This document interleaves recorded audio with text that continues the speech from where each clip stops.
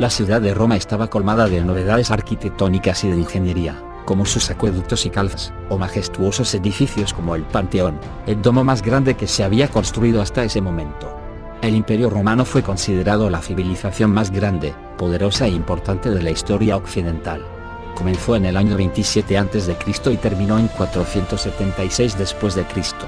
Se extendía hasta Egipto, llegaba a Gran Bretaña y al Asia Menor. Así, establecía una conexión con Europa, Asia y África. Los romanos se caracterizaban por su gusto hacia los espectáculos.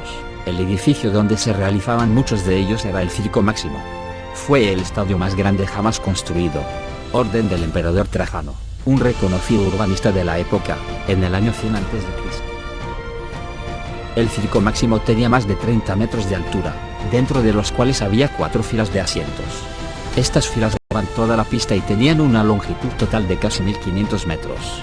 La mitad de la pista se veía dividida por una acera de 300 metros de longitud. Se llamaba La Espina, y representaba la espalda rota de los enemigos de Roma. Era la zona más monumental, con templetes, obeliscos y estanques. En medio de la espina se erguía un obelisco de más de 25 metros de altura. Este en un principio había pertenecido al gran faraón egipcio, Ramsés II. Su longevidad se debía a un nuevo descubrimiento en materia de construcción, el hormigón. Esta mezcla novedosa suponía un paso adelantado en la arquitectura de la época. El hormigón fue una innovación desarrollada por los romanos que les facilitó construcciones más rápidas y de mayor magnitud. Los 3 primeros pisos del circo, donde estaban situados los comercios, estaban construidos de hormigón y decorados con ladrillos y madera. La única parte que se construyó en madera fueron los pisos superiores. Gracias a sus características, esta estructura se mantuvo en uso más de 500 años. El lado sin gradas en una de sus fachadas, era la entrada de los participantes, llamado Porta Pompei. El puesto de salida, era llamado Carceres y estaba ligeramente inclinado para así equilibrar la salida de los competidores.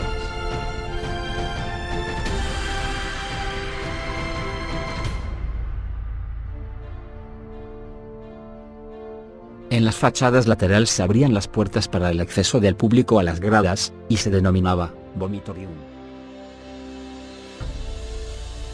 En una de las gradas longitudinales estaba el palco presidencial, llamado en esa época como Pulvinar. En las gradas semicirculares se ubicaba la Porta Triumphalis, donde se encontraban los jueces o tribunales. El Circo Máximo fue el estadio más grande jamás construido. Tenía capacidad para 350.000 espectadores. Era el sitio perfecto para celebrar los más grandes espectáculos. Aquí habían bestias salvajes, gladiadores, y el espectáculo más conocido de todos, las carreras de carros. Se dice que en el Imperio Romano no había mayor espectáculo que aquel, donde 12 participantes competían entre sí. La carrera comenzaba con un pañuelo tirado al suelo, entonces se abrían las puertas y 12 carros salían disparados a la vez.